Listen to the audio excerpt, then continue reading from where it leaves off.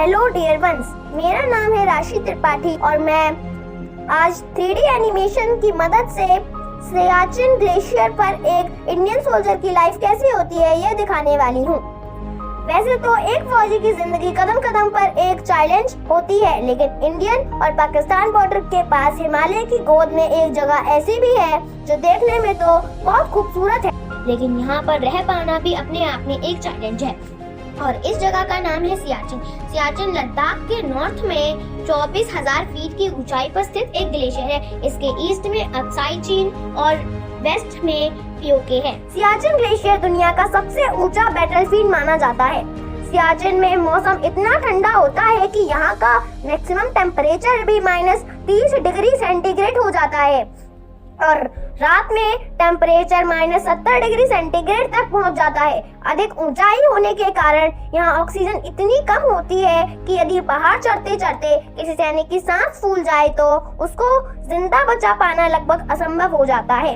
लेकिन सवाल तो यह है कि आखिर इतने ठंडे और प्रतिकूल दशाओं वाले इलाकों में भारतीय जवानों को क्यों उनकी जान को दांव पर लगाकर तैनात किया जाता है? तो आंसर है नापाक पाकिस्तान। यहाँ ऑक्सीजन की इतनी कमी है कि हर साल यहाँ हमारे कई जवान नींद में ही शहीद हो जाते हैं। इसलिए कुछ जवानों की ड्यूटी सिर्फ इस बात के लिए लगाई जाती है कि वे हर 2 घंटे बाद सो रहे सैनिकों को जगाते रहें।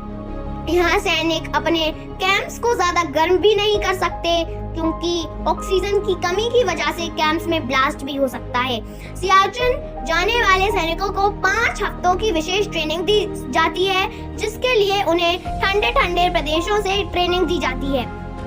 जवानों को पर्वतारोहियों की तरह ट्रेन किया जाता है क्योंकि बहुत तेज बर्फीली हवाओं के कारण सियाचिन के ऊंचे भागों पर हेलीकॉप्टर नहीं पहुंच पाते हैं।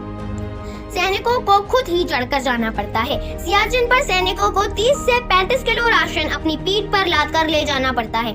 सियाचिन में सैनिकों को यूनिफॉर्म भी विशेष प्रकार की दी जाती है और इस यूनिफॉर्म में सैनिकों को अपना पूरा शरीर कवर करके रखना होता है। सर्दी इतनी कि कोई सैनिक सिर्फ 30 सेकंड के लिए शरीर का कोई अंग बाहर खुले में छोड़ दे तो अंग जम जाता है और उसे काट कर अलग करना पड़ता है, अन्यथा हाइपोथर्मिया की वजह से सैनिक की मौत हो सकती है। यहाँ सैनिकों को पीने के लिए पानी जुटाने के लिए भी घंटों तक बर्फ को गर्म करना पड़ता है और वह गर्म हुआ पानी भी कुछ मिनटों में ही फिर से जम जाता है।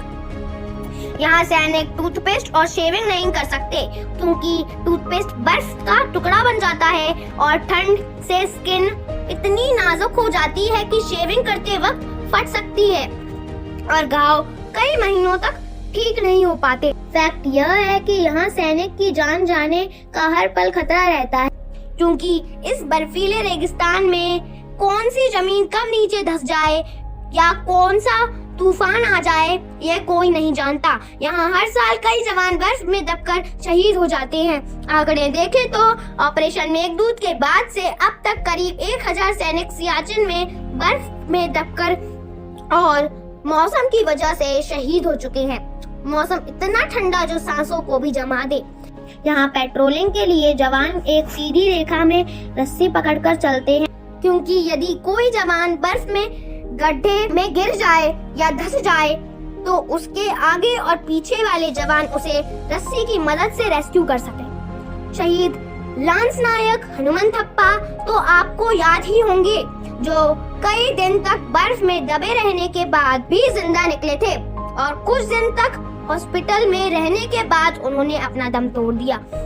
यहाँ सैनिकों को खाने में बर्फ जैसा ठोस अंडा, प्याज, चिक्की, गुड़, चॉकलेट जैसी चीजें दी जाती हैं, जिन्हें सैनिकों को काट कर नहीं बल्कि हथौड़े से फोड़ कर खाना पड़ता है।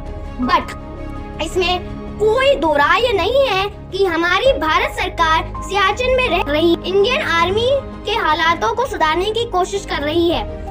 देखा जाए तो सियाचिन में सैनिकों के लिए महज सरवाइव कर पाना भी किसी बड़े चैलेंज से कम नहीं। But no challenge is too big. Indian army does and will. जय हिंद, थैंक यू।